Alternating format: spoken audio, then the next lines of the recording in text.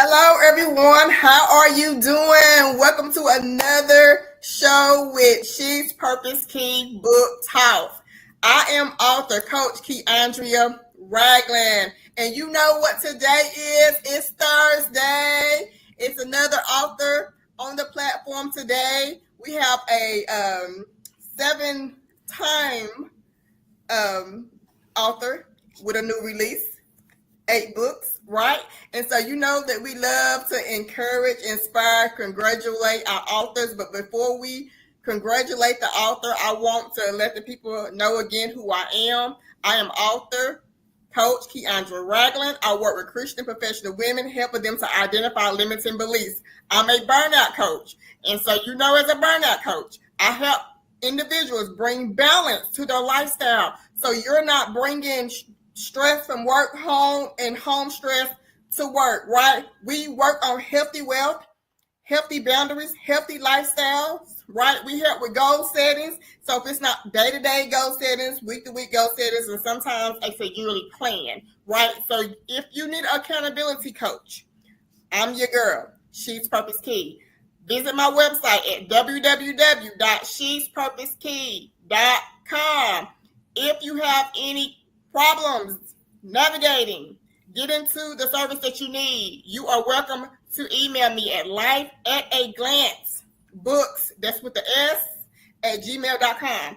And so, as we move into the show today, I would like my She's Purposeke community to invite and to welcome our male author. We normally have females, but as I told y'all last week, we are opening up this platform. God is enlarging our territory. So we have a male in the house today. So let's congratulate him. Woo, woo, woo, woo, woo.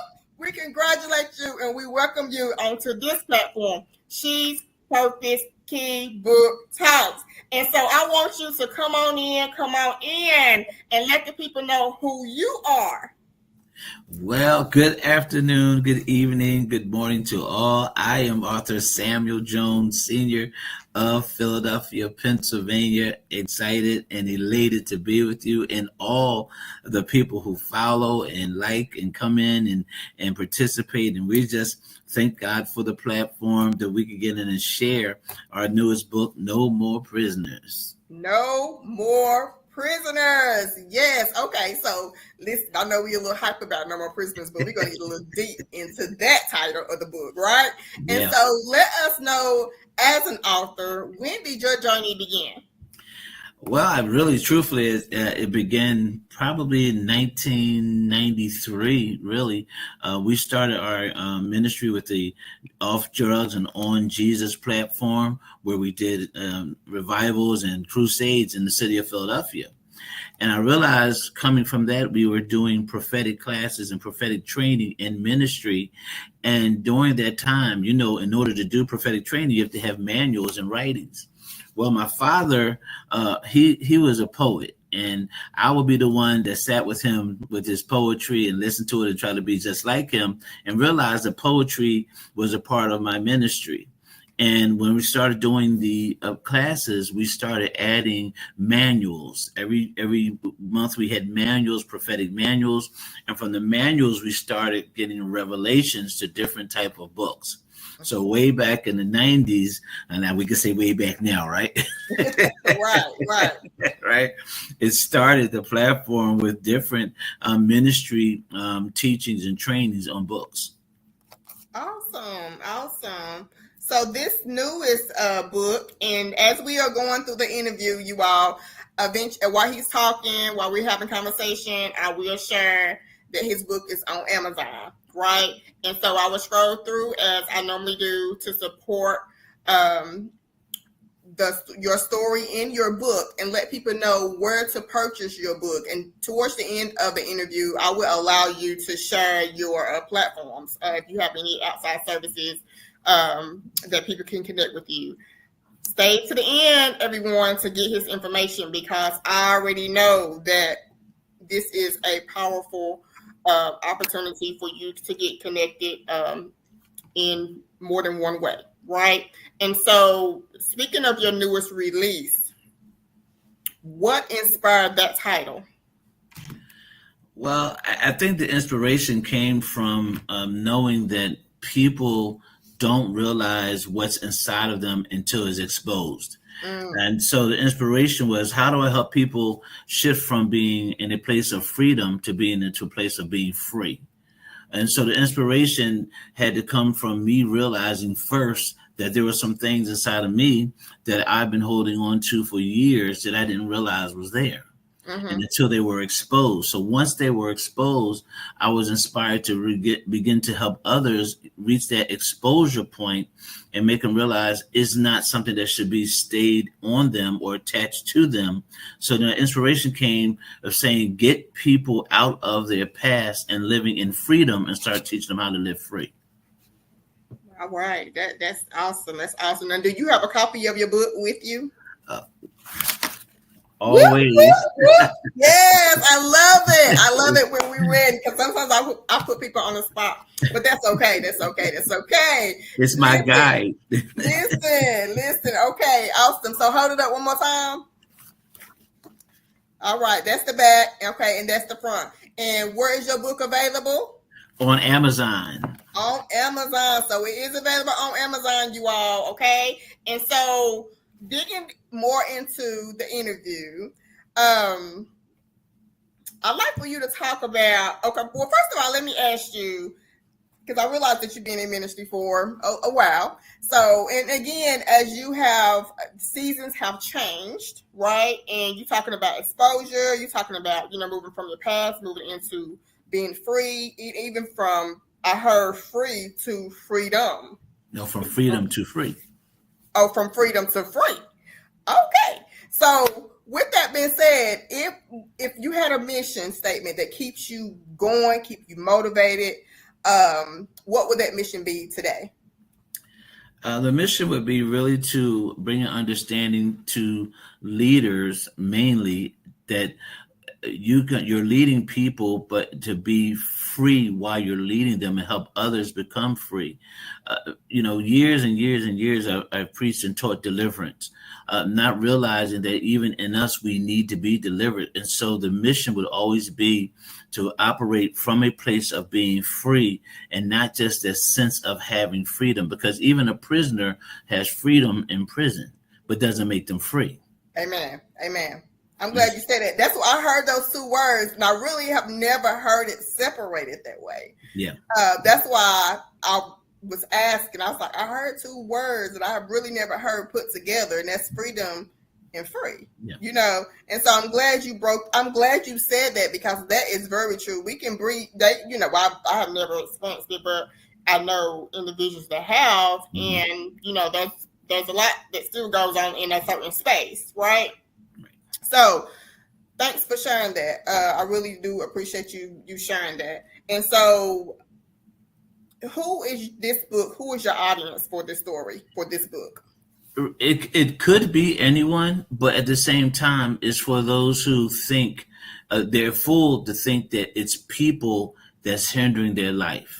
A lot of times we think that, we say this, I'm not taking prisoners with us. And we think it's people we're not taking with us. We're getting rid of the dead weight from people. We're getting rid of the people who discouraged us and did all these things. But then my awakening was when this prisoner was exposed to me, I was awakened that it's not people you're not taking with you. It's the spirit that's been in you for 20 or 30 years that you never let go of. Ooh. So here I'm walking around preaching, teaching, training, doing everything I do and successful. But at the same token, I didn't realize there was something deeply embedded inside my life that I never let go of.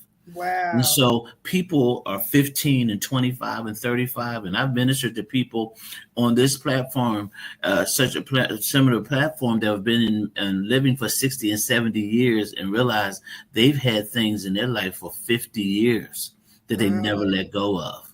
So it could be something that happened last year. It could be something that happened 20 years ago. But once the exposure comes, then the release can come. But until that exposure comes, it's going to be a prisoner. And I just kept saying, I'm not taking prisoners with me. And the Lord said, it's not people you're not taking. It's the spirit of discouragement and fear and anxiety and all those things that hurt you in the past. They can't go with you anymore. So that probably is explaining, but I want you to talk about just a little bit more of my next question as we're talking about prisoner, and I wanted you to kind of elaborate on the definition of prison and prisoner.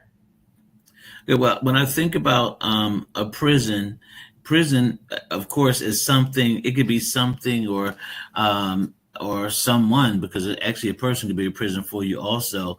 But a prison is that very thing that binds you or holds you and stops you from being free, and so it controls you specifically without understanding. And there are some prisoners or prisoners that are in prison that they know they're in prison. Mm-hmm. They know that they're being bound. They know they're being held down. They know they don't have freedom, but they remain in that prison. It's like going to jail and they say you made parole and you say, I don't want to leave. Mm-hmm. So a prisoner says you're held down, you don't want to leave, you don't want to go. So anything that's being bound willingly or unwillingly that prevents you from moving into a place of being free. Mm-hmm. Because again, you can have freedom and still be in prison, but being free, you can't be in prison. Mm-hmm. Mm-hmm. You know, and so I celebrate like this. When you're a prisoner, if you're a prisoner and you were sentenced to 20 years, during those 20 years, you can go to the commissary, you can go to the phone, you can go to the library, you can do all these things. But when the bell ring and the door slam, you're in your cell. Mm-hmm. So you have some freedom all day. Mm-hmm. But you were only special to yourself. You weren't special to anyone else because you're not getting out that last door. Mm-hmm. And when the prison key holder takes you out that last door and tells you don't look back, then you realize now I'm free because I don't have to go to a cell that's been holding me down. And so those things that are inside of us have become prisoners. And until we get out of them, what's going to happen is they're going to stay there until we release them and let them go. Mm-hmm. Yes. And then we become free. Yes. And so how does this impact our spiritual growth? Well, the funny thing about it's a good question, because the funny thing about that is a lot of people don't realize their spiritual growth is impacted until they realize exposure comes. Because remember, you're exercising on your right to be gifted and used doing ministry and preaching and singing and teaching. But what you have done is over 10 years or 20 years, you've kept walking on the carpet that had a stain in it. And so that stain got pushed under the bottom of the carpet, but you're preaching on top of the carpet. You're walking on top of the carpet. You don't see what's going on in your life. But then when exposure comes on the back of the carpet, you look that stain is still there. So you've been successful to a minimum or to the maximum that you could be with a stain on your life. And because we don't know it's there because it hasn't been exposed, we just keep doing what we're doing. Which is a revelation to people when they understand you're successful now when you're walking, you're operating in bondage. What you're going to look like when you get free? Mm-hmm. Because when you realize you're free, you will do more because you're not being held down by that thing in your spirit that's causing you to stop every time you get to that door to go forward. Every time you get to get ready to go to do something good, the enemy comes and says, you can't do that. Remember your teacher said this, remember your boss said that, and then you go backwards instead of forward. But then when you realize that thing is there and you conquer that thing right there, that is no longer a hindrance in your life. And now you're really going to start doing ministry because you have nothing holding you back. Yes, yes, yes. And that's when we realize. So I tell everybody, when the prisoner inside of you is exposed, when you realize that hurt from 20 years ago, no matter what it was, molestation, abuse, mental agony, discouragement, when it has come to the forefront and you realize it's there, lift your hand and say thank you, because that means God is getting ready to free you. Yes, and then I want to move a little further into that. It's not my next question, but even after it has been exposed, what's next? But I want to, for those who are coming in, I want you again to, first of all, congratulate this new release for author Samuel Jones. He has 7 books. This book is his 8th book. It's a new release. And so as you coming in, I want you to love, I want you to like, I want you to share, I want you to comment, congratulate him. We are a supportive community. I want to read a little bit of this first chapter. It says it's on you, correct? So on Yeah, the back it's of this on me. book, it says, it's on you. We have been holding on to the issues of our past too long, and they have caused us to be still long enough to, let me back up, caused us to be still long enough to take on the decades of hurt, disappointment, discouragement, pain, and all the trust issues that attached itself to you. There is no more movement when you are stuck dealing with issues that keep reminding you of hurt. Keep reminding you of hurt you experienced in your life. And so, speaking about that, my next question, I wanted you to elaborate a little bit on, and so as I come out of this, the back of the book, on Amazon, if you go to Amazon and you click on read sample, okay, and you will be able to see, I like to guide people that you are able to read a little bit of a sample of the book, but don't just stop there. Don't just stop at the read sample. Scroll on down, check out those titles. Then I want you to, guess what? I want you to click purchase. I want you to purchase the book. If this book, if anything, any of this doesn't relate, which I'm sure in some area, you should be able to relate, and it should be able to be a self-help for you. And maybe you know someone, right? Encourage or purchase the book for them, right? And so again, we are here to support. We are here to encourage. We are here to uplift. And so chapter 2 is facing the struggle. Chapter 3 is your new reality. Chapter 4 is breaking through. Chapter 5, fear, blocking my progress. So that's just a couple of the chapters. How many chapters are in the book? Well, it's funny because I should have been a whole lot more, but it's really just basically 5 chapters. Okay. 6 chapters with the conclusion. Okay. And so in chapter 1, I would like for you to talk about, speak on the controversial and adversarial persons that attack our character. Oh, wow. Everyone deals with someone controversial in their life. Someone who makes you believe that you're not who you're called to be, or you'll never be who you want to be. Many people, their desires over you. So they're angry about something, they put it on you. They don't like something, they put it on you. And so then what begins to happen is they put their spirit on you, and now everything in your life is controversial because now you're questioning your moves. Mm-hmm. What do I do? How do I do it? How do I accomplish it? And you don't realize the more you try to accomplish, the more you're being hindered. Because every day you're fighting spirits. You know, now if you go on page 6, there's several spirits that we deal with daily. I mean, every day we have fear and confusion and intimidation, and we have the spirits of hate and the murderous spirit and alliance. We have all these deceiving spirits, which brings controversy in our minds. And so now when we're trying to be free, we're combating issues, and I like to say combating spirits that have been dwelling in us that we have not been released from. And so now we're here every day.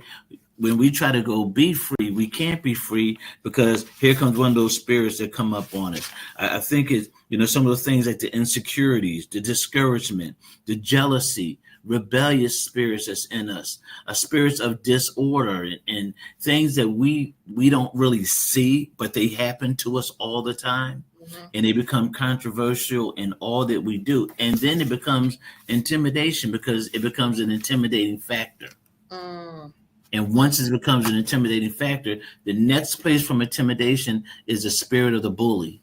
And many of us don't realize we operate daily with bullies inside of us who tell us, you'll never be anything.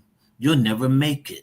or you're divorced, you'll never get remarried. He didn't want you, she didn't want you, no one else will want you. You'll never be smart enough. You'll never be good enough. And then we start bringing on these things that we had nothing to do with, and it attached to our spirit. Now we're living in a lying spirit because the lying spirit is lying to us. Ooh. And we walking with this spirit because we don't recognize these things we're dealing with daily, because the enemy, he knows what he's doing, but we don't always see what the enemy is doing to us. Yeah. It's the wrestle. And so even when we was talking about exposure, it was talking about recognizing these things. And so with recognizing the feeling you are carrying is a residue. Understanding it's not always the what, but the who. Yeah. Yeah. Well, like I said, the Lord told me it's not the who that you got to get rid of. It's the what. It was the what was said. It was the what that was done. And I take people through this exercise. We lecture in colleges, and we take them through this exercise and say, think about that thing. When it's exposed, what happened was the person who hurt you, they only hurt you for that moment. They meant to hate you that moment, to hurt you that moment, to discourage you that moment. And then that person turns around, walks away, and leave you right there standing. You look up and they living their life. They living their dream. They doing their thing. They married. They kicking it. They doing all this. And you still in that same spot in the spirit where they left you. Same spot, because you held on to what they said, not realizing that they said what they said to hurt you then. They didn't think you were going to carry it, but that's how deep the hurt went. So I tell people, you tell that person, you look in the spirit and you forgive the spirit of the person who said it. You don't have to see them. Forgive the spirit, and then you send it back to them because it wasn't yours from the beginning. You send it back. That's good. That's good that you say that, because we sometimes feel, and if you able to say it to an individual, the goal will be to, if you have if you heal from a thing, you can say it, with a good heart. Some of us, it doesn't mean the time and the place. But I say if you able, have that discussion with the individual and let them know that you forgive them. But if you're not, I like what you said, because you said, like, for an example, if it's hurt, however they hurt you, making you feel like you lonely, or making you feel like you unworthy, or making you feel like you're not good enough, you forgive that spirit, because that's what it is. Well, you don't carry that. You know what I'm saying? So I like that. So you're speaking to the what? Yeah, it's speaking to the what. And what was the what is that depression? The what is the anxiety? The what is that loneliness? The what is that I'm feeling unworthy? I'm feeling like I'm not valued. I'm feeling like I'm not good enough. Yeah, and then you lift your hands and you turn around. You walk the other direction, because you want to leave it where it was left at on you. And that gets to our next point, where I asked you to kind of elaborate on carrying that and healthy approaches to understand nothing can be moved until. And one was recognizing it, 2, see it, and 3, seize it. Right. So can you talk more about those healthy approaches? Well, first, let me tell you something really funny. And it happened to me. I spilled something on my jacket, and it's on your jacket. You wipe it off. You're fine. You think it's gone because you don't see it anymore, and we don't realize it's residue that we wiped off. Put the jacket in the closet. Decided to wear the jacket. Got the jacket out and looked at it, and that residue became a stain because it sat there and it was never moved. And since it never moved, it sat there a long time. So now that means the first part of this is exposure. When you recognize it, it means it's been exposed. It's there. When you recognize it, you know what's going on. You know the fear. Here it is. Shadows from the past become giants in your present. So the shadows in your past now have become a giant in your present, and now I can't wear the jacket because this residue became a stain. I can't do anything until it's clean. Well, the same thing with no more prisoners. You can't do anything until you recognize the issue, understand what the issue is, know where it came from, and realize you do not have to keep it. See it with your eyes in your spirit and see with your natural eyes, because some hurt you can see physically. Because when you look in the mirror, you got to look in the mirror without your makeup on. You cannot look in the mirror and not see the fear or the anger or the hurt that's on your face. We see it every morning. We just ignore it. So you have to see it. Once you see it's there and you understand it's there, you recognize it's there, you thank God that you can see it. And then now, how am I going to seize it? I'm going to begin to not only think better, but I'm going to live in a place where those things will not distract me or disturb me anymore. Yes. You can distract me, but you can't dismantle me. Yes. So all these things that I see now going on, everything I start seeing against me, I start cutting it down. Negative vibes, negative conversation. I say all the time, it takes 10 positives to overcome every negative. Yes. You got to cut it down, cut the conversation, remove yourself from people who disagree with everything you say and do. Okay, so you gave one. I heard it in that conversation. I just wanted to back up to make sure everybody heard it. You said 10 what? 10 positives to overcome every negative. Okay, 10 positives that's over one negative, right? Yep. So if it's of fear, then you need to find 10 things to speak over that fear. That's right. I'm more than a conqueror. Greater is he that's in me. The Lord is on my side. I can do this. I'm going to make this happen. Yes. I love 10 it. positive affirmations to over every negative thing. And you have to hammer down the fact that you are no longer going to operate in fear. Yes. You know, and here it is. And I realized by writing this book that fear is a facade. It's bigger than you, but only in theory. Because if greater is he that's in us than he that's in the world, how is fear bigger than us? Yes. Fear cannot be bigger than us. Anguish and anger cannot be bigger than us. It's a facade over us. What it has done was it became a giant. Every time we grew, the fear grew. Every time we put on something new, the fear got on something new. Every time we got older, the fear got older. The fear never moved. It just moved with us, but it was never real.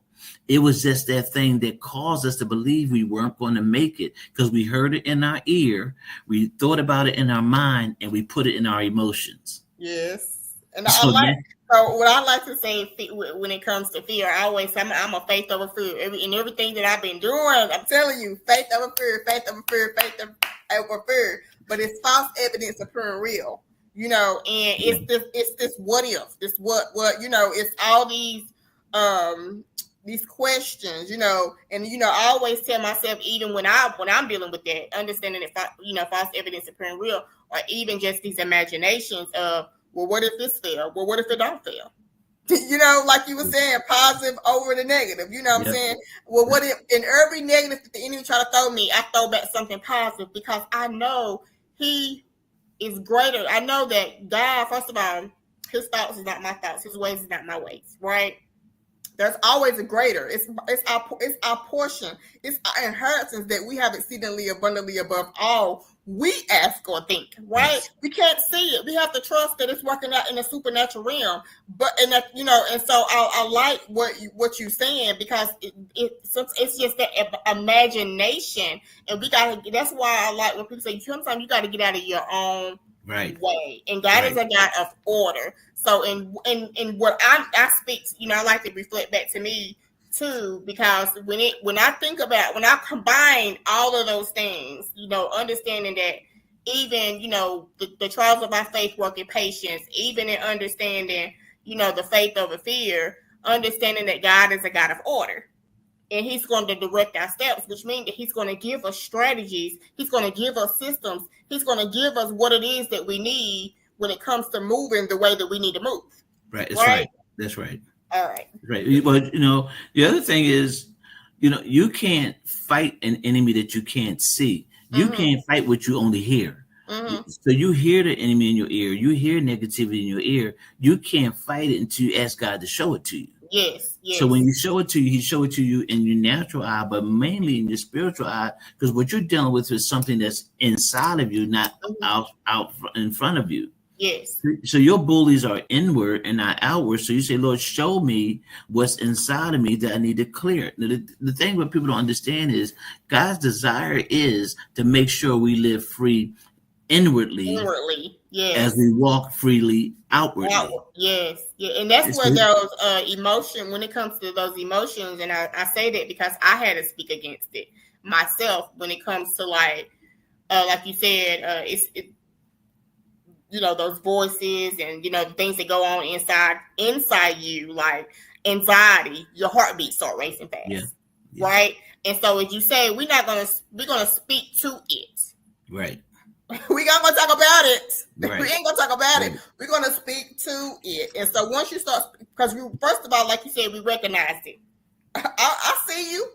Mm-hmm. I see you. So it's anxiety. Used to we don't want to speak it. We don't want to say it because we feel like we inviting it. But I'm learning more that no, you got to call that thing out. Speak to that thing. Yeah.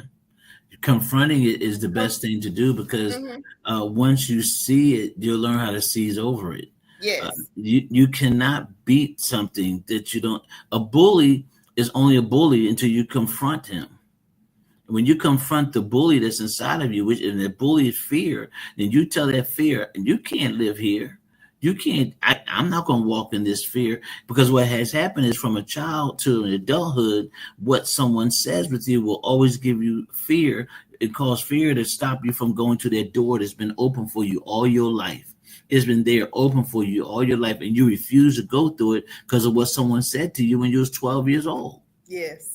And so now you're operating this fear, and it take you, and even with me, I wait some in your 40s and 50s to realize I can seize this thing because it never was meant to stop me. It was meant to frustrate me to say what I can't do. Yes. Yes. And so now that I can seize it, I'm seizing it because I rolled over the carpet and saw the stain and cleaned it. Yes. That's what made the difference. Yes. Love it. Love it. So is there anything else that you would like to share that we maybe didn't touch on? I know that we don't want to give the whole story away. We want to kind of give a synopsis. But is there anything else that you would like to share about the book, why they should purchase your book, when your book is going to be actual, if you have any projects around the book, a launch day, a release day?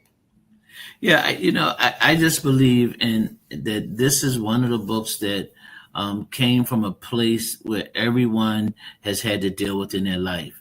And in their periods of life, a lot of people don't want to admit to their hurt because they're still hiding it. And I think that when people realize that exposure is the best thing for them, that bullies that live inside of you can be dismantled, that they don't have to stay there. And this book will bring total deliverance. I've had prison guards who even online who broke down crying because they realized I've been a prison guard for 30 years and I'm a tough guy.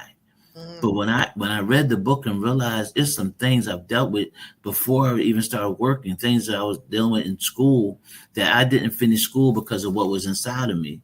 And when people really get free, I tell everybody all the time, you're free doing whatever you want. But what's going to happen when you really be free? When you get rid of all those issues, you're going to be more anointed, more gifted, more powerful, more free. Your complexion is going to be nice. Your spirit, your health is going to be there.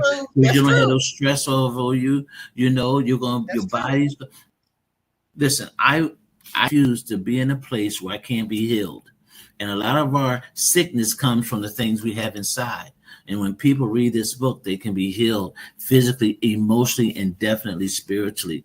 And so, I do a No More Prisoners PowerPoint every day that comes on TikTok or Facebook or Instagram. It's just a 2-minute PowerPoint. It's called No More Prisoners PowerPoints to Live Free. Just 2 minutes, a minute and a half or 2 minutes, just of what's going on that day that you can do to set your mind free. to capture and building a team with no more prisoners, the people who could take us to revivals and conferences and workshops and on platforms such as this, just to talk to people, to tell them it's the enemy's desire for you to be bound, but it's God's desire for you to be free. And so our goal is just to be as many places as possible, to tell somebody just because you was beat down don't mean you have to live down. Amen. And Amen. that's so this year, our mandate is to continue to go and continue to grow with No More Prisoners. We have a new workbook coming out for No More Prisoners. Okay. So people will be so able what to. we talked about the TikTok, so they can follow you on TikTok. Yes. And what are your other Instagram, Instagram and Facebook at Apostle Samuel H. Jones, Instagram at Samuel Jones Designs, and TikTok to Sam Jones. And so, you can follow me there. And of course, on YouTube, Apostle Samuel H. Jones Sr. So when it comes to your workbook, it sounds like that you also you minister like in facilities. Yes, Okay. Whether I've been doing lectures on 2 colleges. We've been doing that throughout the month. We do revivals for churches and other programs such as this, and conference calls, leadership calls. We do a lot of leadership training and leadership teaching.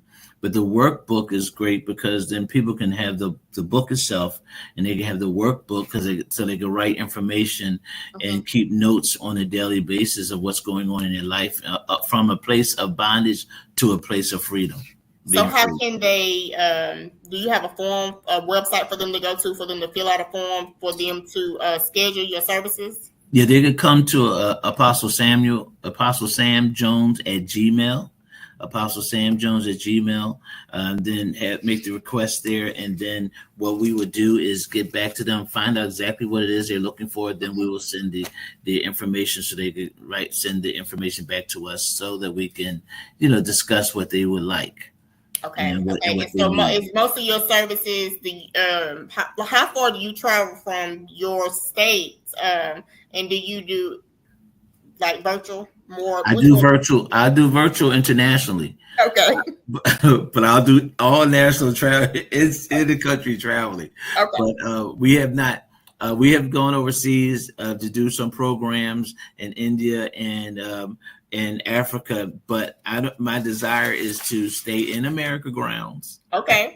Well, again, I just want you to I want you to share and let the people know what your mission is. So you never know who's going to come across our interview and our show. So we just want to make sure that we make connection and network, right? We want to pray that God draws the right people to us and that we're drawn to the right people, whether, from the east, from the west, from the north, from the south, enlarging our territories, right? Yeah. And so, but we just want to make sure that we are intentional. And so I do really appreciate you for coming on today. I have enjoyed the show. You gave a lot of valuable information that can help, like you said, anyone, that we all deal with. We all throwing off that weight. There's something we all need to throw it off, speak to, identify it. And I think a lot of times, especially us that's in Christ, and have a relationship, and we pray each and every day that, I speak for me, that, ask God to help us to be better than we was yesterday. And because sometimes we might say a thing, we might move a certain way, and then the next day, God, the Holy Spirit say you was wrong, you was out of order. You need to fix it. And like I'm going to say this. Sometimes I'm the hard-headed child. And so the Lord be dealing with me. I'm like, Lord, it wasn't me. But you had a part. Right. You had a part in it. You engaged in it. So again, deal with once it's identified, because you don't want that thing to keep cooking. Right. That's right. You know what I'm saying? You don't want that thing to keep cooking and manifest into something else. And That's so, right. That's right. Again, if you take notice of a thing, instantly speak to it. Speak to that thing. And so every day we all need to be, and I'm learning as I have become a more of a mature woman of God, in that area, and every day that I wake up, evaluating myself. Because as as an apostle and the people as leaders and showing up before the people, we got to make sure that our heart right. Yeah. And so being brave enough and say, Lord, it's me, oh God, today. Not my brother, not my sister, but me. Right. Deal with me.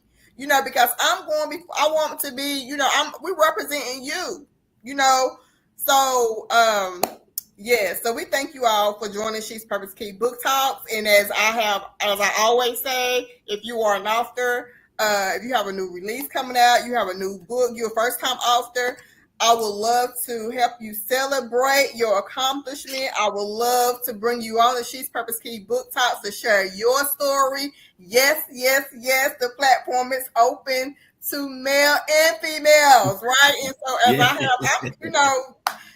you, Apostle Samuel Jones, I have to tell you that you are the first male author on She's Purposeke Book Talks. And so that is woo, woo, woo. And so we know, Lord, as a chosen vessel, as the first male on the stage of the show today, that you're going to share and you're going to actually invite more male authors to come on to the show so we can continue to support. And I also want to support my collaboration because it's nobody but God that's enlarging our territory. And so with saying that, when it comes to collaboration, when it comes to networking, it's a kingdom network, it's a kingdom uplifting, authors supporting authors. I want you, author Apostle Samuel Jones, to let the people know who referred you and how we got connected. So if you are in a place where you are ready to write your book, you may be journaling, you may be ready to write your book, you may need some assistance with writing your book so we can birth that thing, you will know where to go. So let's give honor where honor is due. Yes. One of our spiritual daughters, Tushana Hannah, who is the editor and publisher of our book, No More Prisoners, of course, did a tremendous job editing the book, getting it, formatting it, and just tremendous. And she's working on the workbook now also, and just a tremendous opportunity to meet with her, and she connected us with you. And she's a great networker. Her name is Tushana Hannah. I know that she has several things, which I'm sure you have in front of you, several of the things that she's doing. But anyone who knows Tushana, she's a delightful person to work with, and she works in excellence. Yes. And so I really appreciate her, and I really thank God for her, and her setting me up with you was so amazing because she was so excited to put this together. She kept saying she's going to do it, and she did it, and I know she's going to be excited. She did, yes. So where did you meet Tushana? We met Tushana in Baltimore, Maryland at a service. I was that's where she's I don't know, but I'm gonna say this, but I get excited because I know that's where she's from, and she always share her story, so she has a great testimony. Yes. And so again, we was in an anthology together, Meant for My Good. And so when we first did our tour, me and Tushana, outside of doing virtual training along the way of writing the book, we roomed together. Meeting the very first time, and it was, I'm telling you, I'm just saying that I just brag on God. I'm grateful. I brag on God because again, it's just what it was. It's meant for our good. The enemy try to kill, steal, and destroy, but God always come that we have life, right? That we live in the fullest, right? And so and that's what he's doing through each and every one of us. Like we have really, when you look back at our beginning and you look at our now and our today and we're in the visions that we have, like we just be sitting at the table and we be talking about, you remember when we first started? You remember when we first, when we went on our first tour and I was quiet. I was very quiet and nobody would never think that I was the quiet person. I was in the back. Didn't want to be seen, didn't want to talk, didn't want to speak, none of that. But it took for me to get around some mature Christians, first of all, I'm a humble person, so I love to listen and process, before I just and observe the atmosphere before I really open up. But when I say when Tashana and I got together, it was, it was very spirit moved, along with our sister, Dr. Deranche Zorn. She was our, she helped us with everything, right? And so I just want to again, first of all, give honor to God, give him all the glory, give him all the praise. And we want to end this night by telling everybody that we love you. If nobody have told you that they love you, know that somebody love you. I love you. Apostle Samuel Jones love you. And he have given you his social media handles and how you can follow him, how you can connect with him. So support, support, support. For those who are watching the replay, I would love for you to like, to love, and to share. Have a good morning, good afternoon, good evening, wherever you are. See ya. Yeah.